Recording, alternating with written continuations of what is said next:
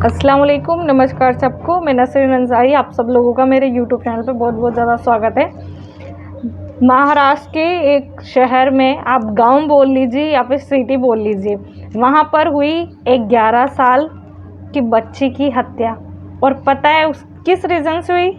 क्योंकि उसके भाई ने की और बहन कहीं से आई थी और उसके कपड़े पूरे ब्लड में हो रखे थे। तो भाई ने शक जान के अपनी बहन से पूछा कि ये कहाँ से कुछ करके आई हो। तो बहन को बात समझ में नहीं आई, क्योंकि वो पहला टाइम था उस लड़की का।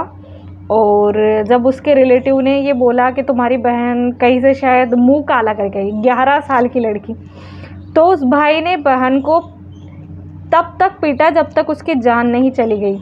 और फिर जब रिपोर्ट में सामने आया तो ये आया कि उसकी बहन पहली बार पीरियड से हुई थी। आप लोग खुद सोचिए कि जब हम लोग दुनिया की हर चीज़ लड़कों को सिखाते हैं, समझाते हैं, तो हमको लड़कों को पीरियड्स के बारे में भी सिखाना चाहिए, बताना चाहिए कि पीरियड्स कितना ज़रूरी होता है एक औरत के लिए।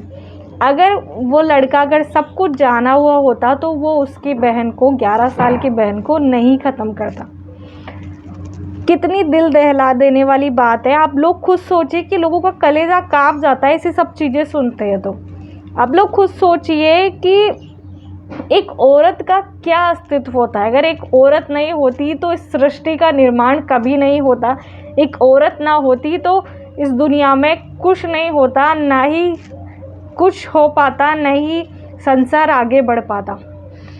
आप लोगों के साथ में कुछ चीज़ें साझा करना चाहती हूँ, जिसमें यह है कि एक नारी वह औरत है जिसे बाकायदा हर महीने पीरियड्स आते हैं। समझिएगा और कुछ समझने की कोशिश भी करिएगा। वही पीरियड जिससे एक लड़की अपनी 11 साल की एज से हर दर्द, हर मंथ सहन करती है। ये पीरियड्स उसकी चॉइस नहीं होती, ये तो कुदरत का दिया हुआ एक तोहफा होता है उस लड़की के लिए, जो आगे चल के जब वो एक औरत बनती है तो वो कितनी चीज़ें उसकी बॉडी में फील करती है, वो इन सब चीज़ों का एक तोहफा होता है कुदरत के लिए। वही पीरियड जिसमें पूरा शरीर अकड़ जाता है, कमर टूटने लगती है, पेट का दर्द ऐसा कि बयान भी नहीं किया जा सकता, और मेंटल स्ट्रेस इतनी कि नॉर्मल दिनों में सिर्फ सोच कर ही रोंगटे खड़े हो जाते हैं।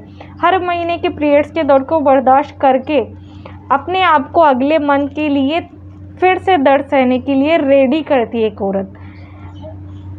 और साथ में इस दर्द को अगले महीने सहन करने के लिए रेडी कर लेना, ये किसी जंग से बराबर नहीं हो सकता, किसी जंग से ये कम नहीं है। आप लोग खुद सोचिए कि एक औरत अपना सब कुछ, सब इसकी क्या सिचुएशन होती है। अगर आप सीखना है, आपको औरत के बारे में जानना है, तो आप सीखिए, अपने बड़े बूढ़ों से पूछिए कि क्या होता है ये सब। जो लोग बाग नॉर्मल चीज़ों में इसको एमसी बोलते हैं, महावारी बोलते हैं, इतनी सारे जो बोलते हैं वो अलग अलग तरीके से होता है। लेकिन ये औरत को क्यों होती है? ये औरत ने अपने हिसाब से खुद को नहीं ढाला है, ना ही एक औरत ने खुद ने चूज़ किया था। ये ऊपर वाले का दिया हुआ एक अनमोल तोहफा है, जो एक औरत आगे क्या कर सकती है और क्या करना चाहती है, ये उस कुदरत ने पहले ही सब कुछ लिखा हुआ है इस औरत के लिए। हर मंथ न जाने कितने सालों तक ये जंग हर मंथ जीतती रहती है। एक लेडी तब जाकर किसी आदमी के फेस पर कुछ स्माइल बढ़ती है, तब जाके कोई फैमिली कंप्लीट होती है, और तब किसी फैमिली में खुशियाँ आती है।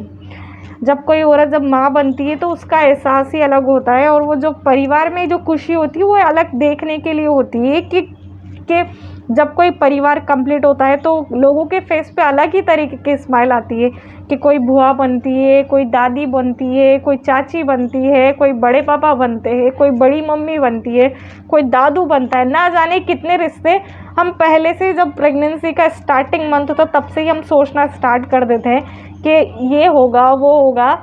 लेकिन जो प्रेग्नेंट होती है ना, वो लेडी जानती है खुद कि उसको आगे 9 महीने तक क्या क्या फेस करना है, जिसमें वो मैं बयां करना चाहती हूँ। अरे भाई, एक लड़की तो अपने 11 साल की से ही किसी भी घर की बहू, किसी भी पत्नी किसी की पत्नी बनने की कीमत चुकाती है हर मंथ के 10 चेकअप पीरियड्स की, ताकि किसी दिन वो घर के वंश को बढ़ाने का गौरव बन सके। प्रेगनेंसी के बाद 3-4 मंथ तो अपने आप से ही परेशान और लड़ने में निकल जाते हैं, जिसमें मूड स्विंग, उल्टी, थकान, मेंटल स्टेटस, कमर दर्द जैसे ना जाने कितनी चीज़ें ज़िंदगी का हिस्सा बनने लग जाती है। बढ़ते महीने के साथ उसे खुद को इंजेक्शन के लिए रेडी करना पड़ता है, जिसे देखकर वो खुद भी बच्ची बन जाया करती थी। कभी वो बचपन में कि कभी घर में छुप जाया करती थी कि उसे इंजेक्शन नहीं लगाना। वो जाने कितनी जिद किया करती थी कि नहीं, मुझे इंजेक्शन नहीं लगाना, बिना गोली दे दीजिए, इससे ठीक हो जाएगा। लेकिन फिर भी वो जब माँ बनने वाली होती है तो वो हर चीज़ के लिए अपने आप को तैयार करती है। और फिर टाइम आता है बच्चे को जन्म देने का, तो वह भी ऐसा दर्द जो बयां नहीं किया जा सकता, ऐसे दर्द से गुजरती है। 9 मंथ तक शारीरिक और मानसिक रूप से खुद को रेडी करती है परंपरा को आगे बढ़ाने के लिए। लेबर पेन्स, अगर आप देख लीजिए, अगर नॉर्मल डिलीवरी होती है तो लेबर पेन या तो सिर्फ थोड़े टाइम का होता है, या फिर अगर ज़्यादा टाइम के हो जाते हैं तो लेबर पेन्स 6 से 8 घंटे, फिर कभी कभी तो 2 से 3 दिन भी लग जाते हैं। अगर कभी कभी नॉर्मल डिलीवरी पॉसिबल ना हो तो पेट चीरकर बच्चों को बाहर निकालने की हिम्मत भी रखती है एक औरत। और साथ में बॉडी पर स्ट्रेच मार्क्स, ऑपरेशन के निशान तक ताउम्र ढोने को तैयार हो जाती है वो एक औरत। चेहरे पर कभी एक पिंपल भी आ जाए तो आ जाने पर से ही, और छोटी सी चोट लग जाने पर ही कभी पूरा घर सर पे उठाने वाली एक लड़की, वो सब हंसते हंसते सह जाती है। एक औरत की सिचुएशन अगर एक मर्द कभी नहीं समझ सकता, और जो कभी कहते हैं ना कि तुमने क्या किया है मेरे लिए, तो अगर ऐसी सिचुएशन में अगर उस मर्द को उस औरत के सामने अगर ला के खड़ा कर देना तो उसकी खुद की भी रूह कांप जाएगी कि क्या किया है और क्या नहीं किया उस औरत ने मेरे लिए। आज तक मेरे लिए अगर वो ये सब देखकर भी सहन कर लेना तो वह उसकी रूह कांप जाए। और जो अपनी पत्नी को ऐसी सिचुएशन पर बस एक समझने के लिए खुद कह देना कि कोई दिक्कत नहीं, मैं हूँ तुम्हारे साथ, तुम अगर दर्द सह रही हो तो मैं भी तुम्हारे साथ तुम्हारा हर दर्द फील कर सकता हूँ, तो वो इंसान एक फरिश्ते से कम नहीं हो सकता उस औरत के लिए। हमेशा कहते हैं ना कि लड़कों से कंधा मिलाकर लड़कियां चलती है, और चलना भी आसान होता है उस लड़की के लिए, पर लड़कियों से बराबरी कर पाना उतना ही मुश्किल होता है उन लड़कों के लिए। हर महीने खून पानी की तरह बहाना पड़ता है एक लड़की को एक औरत होने के लिए। हर दर्द हंसते हुए सहना पड़ता है एक औरत होने के लिए। इसलिए आप लोगों से रिक्वेस्ट है कि कभी किसी औरत को तकलीफ़ मत दीजिए, चाहे वो किसी भी रूप में हो, चाहे माँ हो, बेटी हो, बहन हो, और चाहे बीवी हो। क्योंकि अगर आप अभी अपनी बीवी से इससे सलूक करोगे, ऐसा बिहेव करोगे, तो ये सब चीज़ आपका बेटा सीखेगा, और फिर वो भी जब उसकी पत्नी आएगी तो वो भी वैसे ही बिहेव करेगा। अगर यही सिचुएशन अगर तुम अपनी पत्नी के साथ करते हो तो बेटी ये सीखेगी कि पति के ऊपर भरोसा करना है या नहीं करना। अगर अभी पत्नी अपनी पति पे भरोसा नहीं कर सकती है तो हो सकता है तुम्हारी बेटी भी आगे जाके अपने पति पे भरोसा ना करे।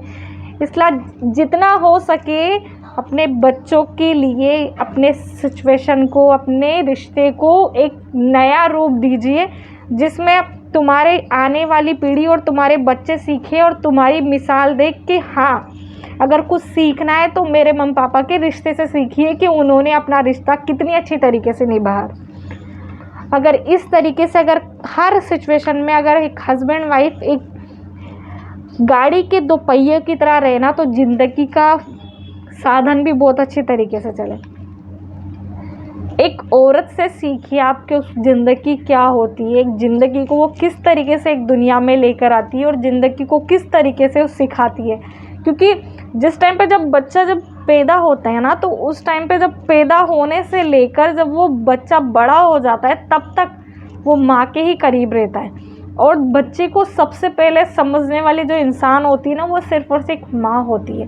और बच्चे की जो सबसे पहले गुरु होती है ना, वो सिर्फ और सिर्फ उसकी माँ होती है। और वही उसके बच्चे को, जब वो बोल नहीं पाता ना, तब भी वो उसकी हर एक सिचुएशन, हर एक चीज़ समझ जाया करती है कि उसको क्या चाहिए। उसके हर एक रोने से लेकर, उसके जो रातों को जगने से लेकर, वो एक माँ जानती है कि उसके बच्चों को क्या चाहिए, क्या तकलीफ़ हो रही है, सब वो जानती है। तो अगर यही चीज़ें अगर वो अपने बच्चों से और साथ में अपने पति से भी एक्सपेक्ट रखती है ना, तो कोई गलत नहीं कर रही है वो एक औरत। एक औरत को समझना सीखिए। हो सकता है कि एक औरत आपसे वो सारी चीज़ें एक्सपेक्ट कर रही हो जो वो कभी अपने फैमिली में अपने पापा मम्मी का रिश्ता देख के सोचा करती थी।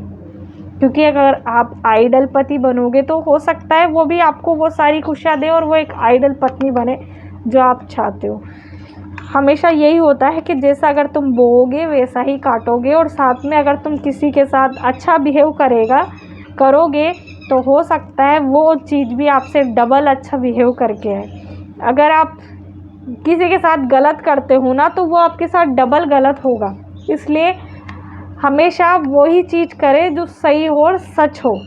खामखा की चीज़ों पे ध्यान मत दीजिए, क्योंकि अगर खामखा की चीज़ों में, या फिर आपको अगर अपने रिश्ते सुधारने हैं, तो 2 जने हस्बैंड वाइफ ही बैठ के बात करें, तीसरों को इन्वॉल्व मत करिए। अगर आप तीसरों को इन्वॉल्व करोगे तो वो तुम्हारे रिश्ते सुधरने की जगह और बिगाड़ोगे आप।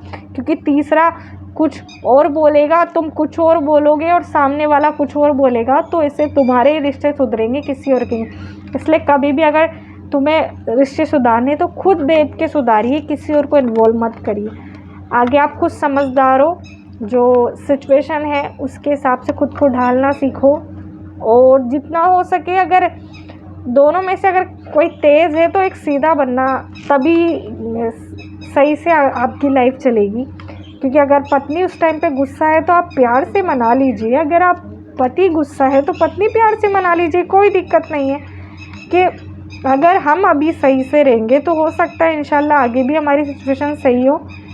क्योंकि दुनिया में, और इस्लाम भी खुद कहता है कि अगर सबसे अजीज़ और सबसे पाक रिश्ता कोई है तो वो हस्बैंड वाइफ का रिश्ता है। जब डिवोर्स होता है ना, तो अर्श हिल जाता है, अल्लाह का अर्श। दुनिया की सारी तमाम चीज़ें उसी जगह पे आ जाती है। अर्श एक ऐसा चीज़ होता है जो अगर पूरी दुनिया के ऊपर पड़ जाए ना, तो सारी दुनिया तबाह हो जाए। क्योंकि पूरी दुनिया कलेजा काँप जाता है जब ये सब चीज़ें होती है। तो इसलिए आप लोगों से निवेदन है, जितना हो सके समझने की कोशिश करिए। लड़का लड़की, एक औरत पति को समझे, एक पति एक पत्नी को समझे, तो सारी सिचुएशन अच्छे से होगी। अब बाकी आप खुद समझदार हो। अगर मेरी वीडियो को आपको सही लगे और अच्छे लगे तो कमेंट सेक्शन बताइए। अगर कोई बात गलत भी लगती है तो वो भी बताइए, मैं अपने आप को सही बनाने की कोशिश करूँगी। क्योंकि आप गलती नहीं करोगे तो सीखोगे कैसे। और दुनिया में ऐसा कोई इंसान पैदा नहीं हुआ जिसने गलती नहीं की हो। गलती से ही इंसान सीखता है, और गलती से सब कुछ चीज़ें आसान होती है। हम गलत होंगे तभी तो आगे जाके सही हो पाएंगे। क्योंकि जब तक जो इंसान हारता नहीं है, वो जीत का मज़ा कब सह करे, तब वो जीत का मज़ा तभी सहन कर पाएगा जब वो हारेगा। इसलिए आप लोग मेरे वीडियोस को, जो भी हो, जैसे भी सिचुएशन हो, आप मुझे बताइए कैसे जा रहे हैं। और इतना ही कहना था। जय हिंद, जय भारत, अल्लाह हाफिज़, बाय बाय।